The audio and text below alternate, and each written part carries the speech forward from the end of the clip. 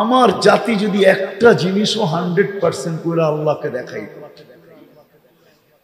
তাইলে মনে হয় এক জিনিসের বিনিময়ে আল্লাহ আর কোন জিনিসের দিকেই তাকাইতেন না। এই জাতি যদি শুধু 5 ওয়াক্ত নামাজ পড়ে আল্লাহকে দেখায়, শুধু 5 ওয়াক্ত নামাজ, তাইলে মনে হয় আর কোন জিনিসের দিকে তাকাইতেন না।